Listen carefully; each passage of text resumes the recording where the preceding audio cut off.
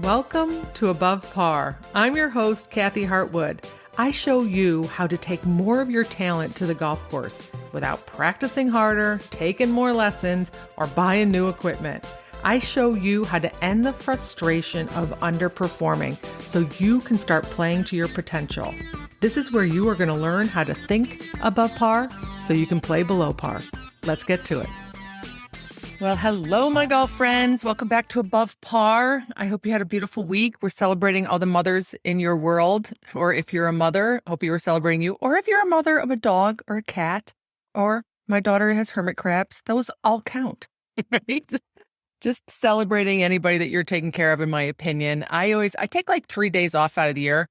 I take my birthday off, which is in July. I take off Mother's Day, and I take off Christmas. I mean, that's it. I probably take off Thanksgiving and some other days, but I definitely always decided those were my days that I'm going to not do any work.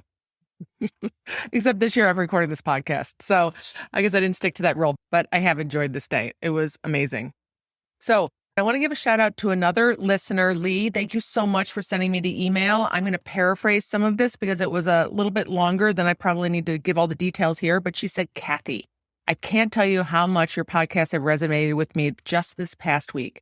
You have turned on the light bulb for me. I honestly don't know if I can turn this around by myself, but now I know what I need to work on. My goal today will be to recognize the negative thoughts and stop them in their tracks. Instead, I will determine to see the potential. The fact that I keep showing up to play with the hope that I can change means to me that I haven't stopped believing yet. I will choose to believe without evidence. I think this will be a hard process, but worthwhile. All this to say, thank you for your wealth of information. Lee, that's amazing. That's so good. I love the believing without evidence. So good. Yes, it might be hard and you do not have to do this alone. I will definitely be offering up some opportunities in the near future to help people besides one-on-one coaching. You can always do that, but different ways to help people so you don't have to go through the process on your own. Because I think it's just really so valuable for people someone like me to just pluck out the thoughts. I hear them right away. my clients are like, how'd you hear that? I have a very sensitive ear. I can catch all those little thoughts that are holding you back and just show you all the thoughts that are up there that are spinning around in your head that we end up believing, right? They get stuck in this little loop and we believe them. And that's how we kind of stay where we are, or we don't produce results, or we're just a little bit, miserable or unhappy on the golf course. So Lee, thank you so much for sending me that email. I'm so happy that you're finding all that information and value out of the content here on the podcast. So thank you for listening. And if you have something you want to share with me, I want to know about all of your wins, big and small. So please make sure that you reach out to me at kathy@kathyhartwood.com. Send me an email. I want to hear all about them and I will share them on the podcast. So today I want to talk about when not to work on your golf swing. And I'm a big proponent of practicing. I think you need to practice to get better. You're not just born with the gift of golf, right? It's a skill that we have to keep developing and we have to play whack-a-mole so we don't let bad habits creep in. But there are times when we rush to the range to practice and to work on our swing or to start tweaking our swing, or we tell ourselves that something's wrong with our swing unnecessarily. So in essence, we're wasting time, or if we're not practicing the right thing, if there really wasn't a problem, we could be going backwards a little bit. So I want to just bring to your attention different things that show up that I've heard people say where they felt like they needed to go practice. And there's a couple things that I want to tell you about how to check first if you need to go to the range. It can seem so believable that you need to go practice because you mishit a shot or you had a bad result. But let's make sure that it's actually a technical issue or it's a swing issue or you need to rush out and get a lesson or go buy a new club or something or a new golf glove. I don't know. I've heard it all. But let's go through a couple of different scenarios that might raise a couple red flags for you and for you to double check with yourself.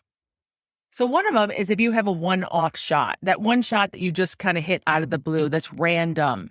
So let's say you hit a hook on one of the holes and it ended up behind a tree and you had to chip out or you had an unplayable lie. It can seem really like a negative experience or a negative shot, but really part of that was unlucky. And then the other part of it was maybe you don't do that all the time, right? I always encourage you not to fix things unless there's a pattern in them. So if you hit this random one-off shot and you think that something is broken in you, let's say you had a shank. Yeah, I said it, a shank, right? Let's say you had one shank.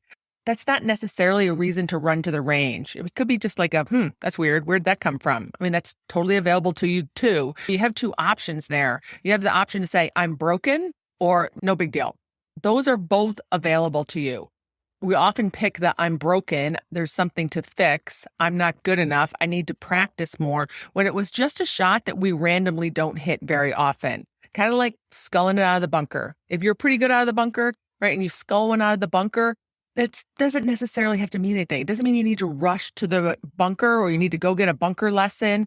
And I think we have a tendency to do this because they're so painful shots, right, that we don't like those shots that we really try to avoid. Or it's just one-off. It doesn't happen very often, but we can create a bigger problem for ourselves if we think that there's something wrong with our swing, right? So I encourage you, if you have one of those just one-off swings, it didn't happen very often, it's out of the blue, kind of weird, gives you a little wonder where that came from kind of thing, doesn't necessarily mean you have to run to the range or have a golf lesson. Okay, number 2 is conditions. So often people will go play, let's say, on aerated greens, and then they'll complain that they 3-putted 3 or 4 times. Right? Aerated greens to me are a pass. You got to totally give yourself a pass. That doesn't mean that you're not putting well.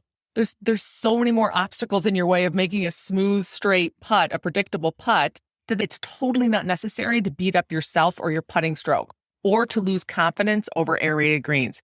If you're playing golf on freshly punched greens, you got to give yourself a pass. I play automatic 2 putts just because I'm not even willing for it to dampen my confidence with my putter. Because you all know the story about me and my putter, right? So I'm not going to even let that be a moment to dampen how I feel about my putting because it's just so unpredictable. You can hit a beautiful putt, hit one of those little marks, one of those little holes and go sideways, and then we beat ourselves up. Another one could be as if it's rained a lot and they haven't had an opportunity to mow. So the grass is really long. The rough is very long, right? And you might have a bad experience of getting out of the rough, or you might have tried and hit clubs that you shouldn't be hitting out of the rough just because you're not used to that and you think something's wrong with your swing. You're running to take a lesson and say, I need help with my hybrids because I can't hit it out of 5-inch rough. Okay, these are things I've heard. I'm just telling you. So, okay, or it's super windy, right? So if it's super windy and you're not hitting the ball super solid, those were 2 supers in one sentence. What happens in the wind is it really requires you to hit very solid shots. The more you curve your ball or you mishit your ball, that wind just eats it up. It gobbles it up. It turns it more sideways or it affects its different distance more. So it can make us feel like we're not hitting it very well or that there's a problem with our swing because the wind really exaggerates any miss that we have. So it's something to take into consideration that you might have just had a day where you just didn't hit it very solid. One of the challenges in the wind too is to stay pretty, if it's a heavy wind, is to stay pretty steady so we can fight the wind with our body, whether we're downwind or into the wind. And that can make us mishit shots just a little bit. And then the wind creates a huge mistake or a huge errant shot. So weather conditions too, the rain would be another one. If you were playing in a lot of rain during the day and you didn't hit very well, it doesn't necessarily mean that you need to run to the range and start practicing or fix your swing or tweak your swing. The third one is if you're just playing casual around and you're goofing off, which is very fun. And the reason it's fun is because we take that pressure off of our results. Right? That's why you have such a good time out there. You're like, when it doesn't matter what I shoot, and my score doesn't matter. We're just having fun. Right? You might be having a couple drinks. You're goofing off. You're having conversations you normally wouldn't have during a serious round or competition. And then you make mental errors, or you don't go through your pre-shot routine, or you're not as deliberate or focused. And then you make mistakes. And then you think there's something wrong. When really the truth is you weren't focused and you weren't paying attention. Or you just picked up your phone and you read an email from work or the PTA or your nasty neighbor, right? And you're all ticked off. And then you go make a swing and you're all over the place because you're tense, right? These are things that we normally wouldn't do during a tournament. But yet what happens is all we think about was like, I mishit that shot on 3. I mishit that shot on 7. Right? I made a big number on 9, but we're not paying attention to what happened before it. We're not taking attention that you just had a nasty conversation or you were talking too much or you rushing to the shop because you were there over there goofing off or you're on your 6th White Claw. Right? We want to take those things into consideration. What was leading up to that shot? Were you doing the same things that you would do normally in a tournament round or a serious round? If not, maybe it's not your swing. And the reason why this is so important is because now we think that we're broken. Like I said before, we think that we need to fix something. We think we're not good enough. Where we could ease a lot of that uncertainty if we took into consideration what happened beforehand. This also is a big thing if you just came from a long day at work and you're playing later in the day and your brain's a little fried, right? You don't have as much going on up there, right? You're done with all your poker chips. You've used them all during the day at work. And so you might be a little mentally tired. And that's going to show in some of your shots, but that doesn't necessarily mean there's anything wrong with your swing. And then the fourth way is just mental errors that we're not paying attention to. You might come in and say, well, I really hit a bad iron on number 6, but you didn't pay attention to the thought that those people were really annoying you that were standing over on the side of the hole, right? Right. And you were distracted thinking about them and you weren't thinking about what you needed to do over the golf ball. Of course, that's going to affect how you perform. That's not your best state to bring out your best swing. Maybe you chunked a wedge and you missed the thought that I might scull this over the green. Right? And now you're a little nervous and hesitant.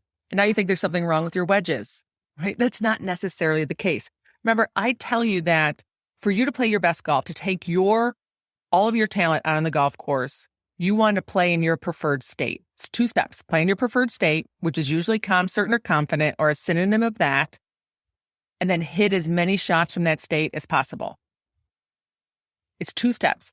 Figure out what your preferred state is. It's usually calm, certain, or confident, or a synonym of that, and then hit as many golf shots from there as possible. Anything other than that is not likely to bring out all of your talent. So if you're not noticing the times that you're distracted or you're nervous or you're ticked off or you're anxious, if you're totally disconnected from all of that, you're going to blame your golf swing for those mistakes. And I can promise you that the easier of the 2 tasks is to manage a thought versus make a swing change. That takes a lot of time and consistency and making sure you're doing the right thing. And probably a lot of money on lessons. I'm just saying.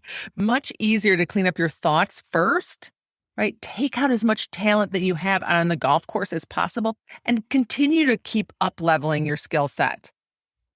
So before you go run into the range to practice for hours or spend more money on a golf lesson, or go out and buy a whole new set of clubs because that's going to be the magic ticket.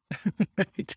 Let's just make sure that it is your swing. That is a technical issue, right? Check in that it wasn't just a one-off shot, just something random that happened. And you get to decide whether it was random or a problem.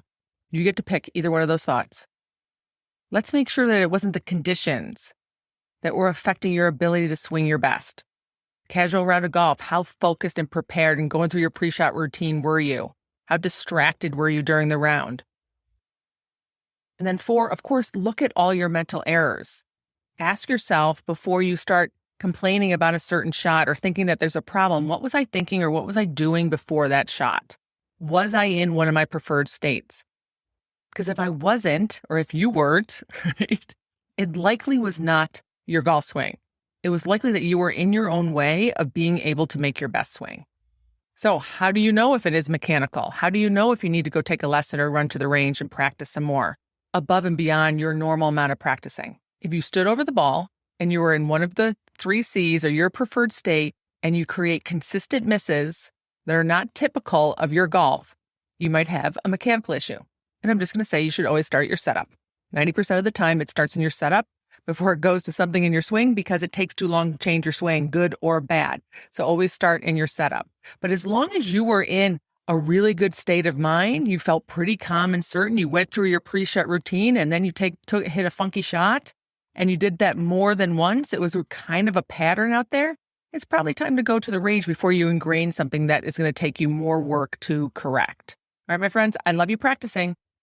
I love you spending time on the range, but I want to make sure that you have a plan and I want to make sure that you're going out there intentionally and that it's necessary so that you don't waste your time and that you don't actually go backwards because you're practicing on things that are not a problem. And remember, feel free to reach out to me at Kathy Hartwood if I can help you in any way. All right, have a beautiful week. I'll talk to you next Wednesday. Bye.